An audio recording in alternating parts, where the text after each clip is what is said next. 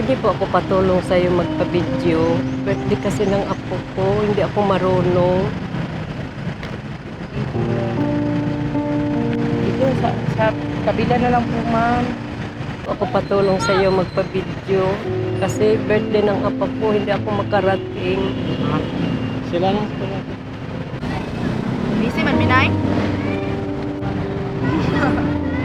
Tulog pang kong gamot, Nay? Tulog. Ah. Sorry, Nay.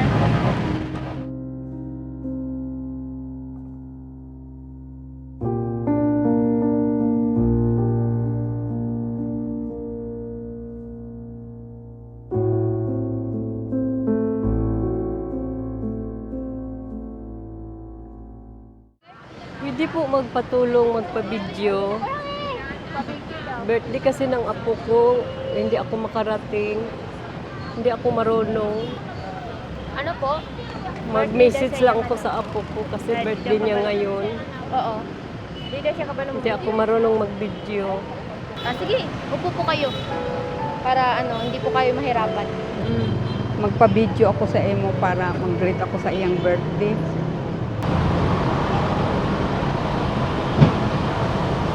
Dito lang, Nay. Dito na lang, Nay. Dito ka Dito na lang lang. ako. Diyan na lang. Sige, go. 1, 2, 3, go. Sean! Happy 13th birthday! Pasensya ka na, hindi ako makarating. Babawi na lang ako sa susunod na po. Pagkabait ka lagi. Huwag mong pabayaan mga magulang mo. Tandaan mo palagi mga aral ko sa iyo. Meron akong regalo sa iyo, apo. Pasensya ka na. Ito lang nakayanon namin ang lolo mo. Miss ko na kayo. Kumusta na kayo dyan sa Davao? Hindi kami makarating ng lolo mo. Pasensya ka na.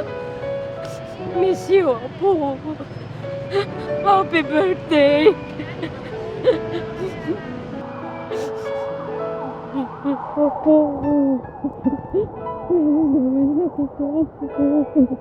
Hindi po aksaya ang pagtulong. Nasa isip ko na gusto ko po siyang tulungan pa. Ang gusto kong ma-feel sa kanya na mahalaga po siya.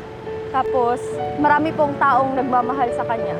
Araw-araw pipiliin ko maging mabuti po kasi nakaka-develop sa sarili. Pakita niyo din po yung kabaitan kahit di niyo po kaano-ano. Para sa akin, pag nakakatulong po talaga ako sa isang tao, magaan sa pakiramdam, napakasarap sa pakiramdam. Lingkod, Nay.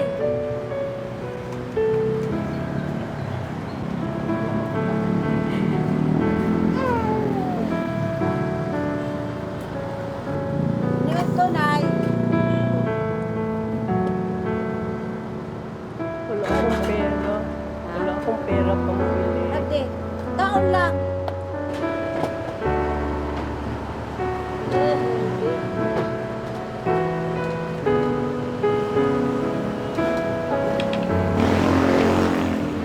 Nay, kain na, Nay.